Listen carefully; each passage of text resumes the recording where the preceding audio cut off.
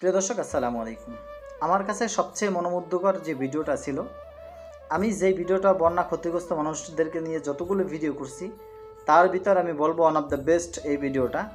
আপনারা দেখতেই পাচ্ছেন আমার পাশের স্ক্রিনে কতগুলো ছোট্ট ছোট্ট মাদ্রাসার তলবেল আইলেম এবং শিক্ষক নিয়ে মাদ্রাসার হুজুর, যাদেরকে বলা হয় মাদ্রাসার তলবেল আইলেম, যারা আইলেম শিক্ষা করতেছে, অল্প বয়সী ছোট ছোট ছাত্রদেরকে নিয়ে দেখতেছেন মানুষদের, ক্ষুধার্ত মানুষদের পাশে দাঁড়াইছে। আলহামদুলিল্লাহ, এই দৃশ্য আসলে আমার মনটা ছুঁয়ে গেছে, আমার কলেজটা ভরে গেছে এই দৃশ্যটা দেখার পরে।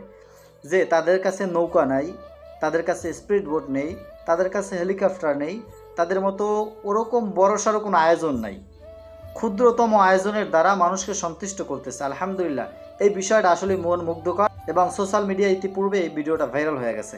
আপনারা দেখেছেন সোশ্যাল মিডিয়াতে এই ছোট্ট ছোট্ট তালেবুল আলেম কত চেষ্টার পরে মানুষের কাছে দাঁড়ে দাঁড়ে খাবার পৌঁছে দিচ্ছে, সাঁতার কেটে কেটে। এত পরিমাণ পানি, এত পর্যাপ্ত পরিমাণ পানি হয়েছে যেই জায়গার ভিতর ঠাই পাচ্ছে না, সাঁতার কেটে কেটে মানুষের দাঁড়ে দাঁড়ে খাবার পৌঁছে দিচ্ছে। এরপরও দেখবেন একদল লোক এসে বলবে কি যে হুজুররা কোথায় ছিল, মাদ্রাসার হুজুররা কোথায় ছিল, তারা বড় বড় ভাষণ দেয়, তারা কোথায় ছিল। দেখেন ছোট্ট ছোট্ট তলেবেল আলেমরা যেরকম সাহায্য করতেছে, এটা আসলে গর্বের বিষয় আমাদের জন্য।